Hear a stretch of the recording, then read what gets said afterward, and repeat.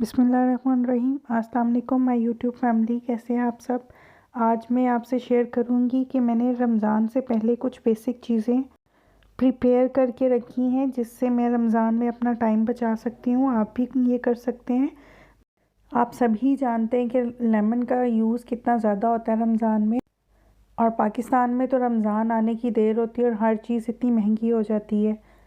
इस महंगाई के दौर में आप भी थोड़ी बचत कीजिए, टाइम बचाइए, रमज़ान में इबादत करने का वक्त सेव कीजिए।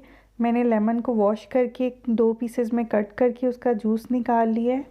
मैंने 1 kg लेमन लिया है। अब इसको छान लेंगे अच्छे से सारा जूस, और आइस क्यूब्स वाले सांचों में डाल के इनको फ्रीज़ कर लेंगे।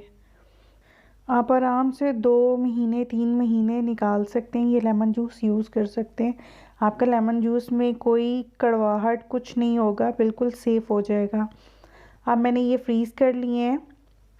फ्रीज़ करने के बाद मैं इनको निकाल के तो किसी ज़िपलॉक बैग्स में डाल के दोबारा से फ्रीज़र में रख लूँगी। जब भी आपको ज़रूरत हो 1 क्यूब निकालिए, 2 क्यूब्स निकालिए और यूज़ कीजिए। आपकी इतने टाइम की बचत हो जाती है।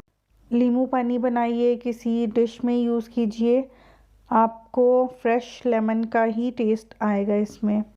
मैंने छोटे छोटे ज़िपलॉक बैग लिए हैं ताकि जो भी मैं खोलूँ इजीली उसमें से निकाल सकूँ। आप इसको दोबारा से फ्रीज़र में रख लीजिए। आप भी मेरी तरह ये छोटे छोटे काम पहले से करके रख लीजिए। यकीन जाने इतना टाइम बच जाएगा आपका, आपके बहुत से काम आसान हो जाएंगे। अब मैं इनको दोबारा से फ्रीज़र में रख लूँगी। इसी तरह से ग्रीन चटनी भी मैं बना के रखूँगी। आपको पता है ग्रीन चटनी का कितना यूज़ होता है। ऑलमोस्ट हर चीज़ के साथ ही ग्रीन चटनी दही में डाल के यूज़ होती है।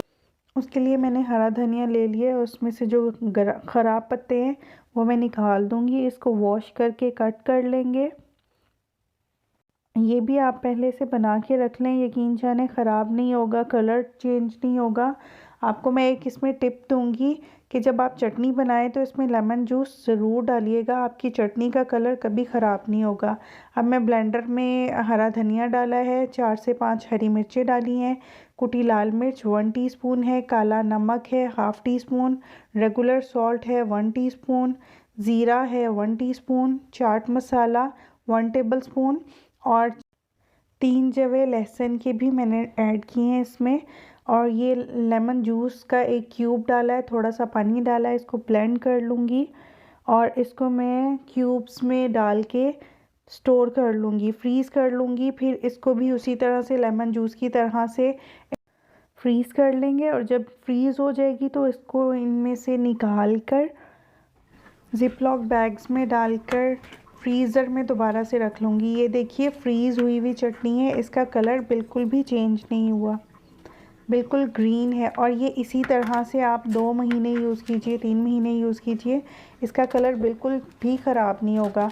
बस यही टिप है कि आपने इसमें थोड़ा सा लेमन जूस ज़रूर ऐड करना है। इसी तरह से मैं ग्रीन चिलीज़ ली हैं, इनको मैंने वॉश कर लिया है। अब इनकी मैं ऊपर जो डंडियाँ होती हैं वो सारी रिमूव कर दूँगी। वॉश करके इनको ड्राई ज़रूर कीजिएगा, इनमें मॉइस्चर नहीं होना चाहिए। अब इनकी मैंने सारों की डंडियाँ उतार लेनी है, और जो इनमें से ख़राब हरी मिर्चें हैं वो सेपरेट कर लेनी है। एक भी हरी मिर्च ख़राब ना हो, वरना वो दूसरी हरी मिर्चों को भी ख़राब करेगा। ये देखिए इस तरह से मैंने डंडियाँ उतार ली हैं सारी, और जो ख़राब थी मिर्चें और डंडियाँ ये सब मैंने सेपरेट कर ली हैं। अब एक एयर टाइट जार लेंगे, कोई सा भी बॉक्स ले लीजिए, उसमें आप किचन टावल, ये किचन में जो यूज़ होते हैं टिश्यू, वो ले लीजिए। वो हम बॉक्स में रखेंगे, फिर ऊपर से हरी मिर्चें ऐड करेंगे इसमें, और ज़्यादा लेयरिंग नहीं करेंगे हरी मिर्चों की। फिर इसके ऊपर दोबारा से टिश्यू डालेंगे। टिश्यू डालने का मकसद ये है कि जो भी मॉइस्चर होता है वो अपने अंदर एब्जॉर्व कर लेता है। फिर इसके ऊपर दोबारा से हरी मिर्चें डालेंगे, फिर टिश्यू लगाएंगे, और ये आप तकरीबन अपने 15 से 20 दिन सेव कर सकते हैं। हरी मिर्चें आपकी ख़राब नहीं होंगी। जब भी ओपन करें, अगर आपको फ़ील हो रहा हो कि कोई ख़राब हो रही है तो उस हरी मिर्च को निकाल दें।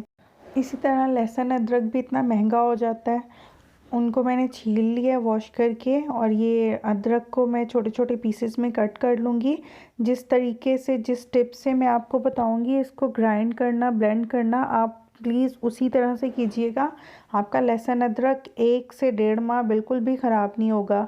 लहसुन अदरक मैंने हाफ kg लिए है, उनको दोनों को छील लिया है, वॉश कर लिया अच्छे से, और मैंने हाफ कप ऑयल का लिया है, और 1 टेबलस्पून सॉल्ट लिया है। 4 से 5 चम्मच मैं इसमें सिर्फ पानी के ऐड करूँगी। ये ऑयल मैंने पहले हाफ नीचे डाला है, इसमें थोड़ा थोड़ा करके लहसुन अदरक ऐड करेंगे। सारा लहसुन अदरक एक साथ नहीं ऐड करेंगे, और इसको ब्लेंडर में डालकर ब्लेंड कर लीजिए, चॉपर में चॉप कर लीजिए। लेकिन चॉपर में भी अच्छे से चॉप करना है ताकि हमारा पेस्ट बहुत फाइन हो। इसमें पानी का यूज़ बहुत कम। ये देखिए मैंने ब्लेंड करके इस तरह स्टेनर से मैं इसको स्टेन कर रही हूँ अच्छे से, कि जो हमने ऑयल डाला है उसी ऑयल को मैंने रीयूज़ करना है बाकी का लहसुन अदरक पीसने के लिए।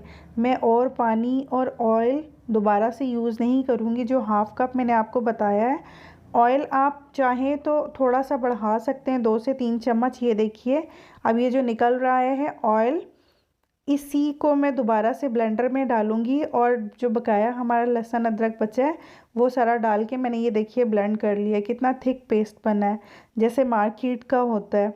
ये आप यकीन जाने कि आपका 2 से 3 माह लहसुन अदरक बिल्कुल ख़राब नहीं होगा, इसका कलर चेंज नहीं होगा, ये इसी तरह से फ्रेश रहेगा।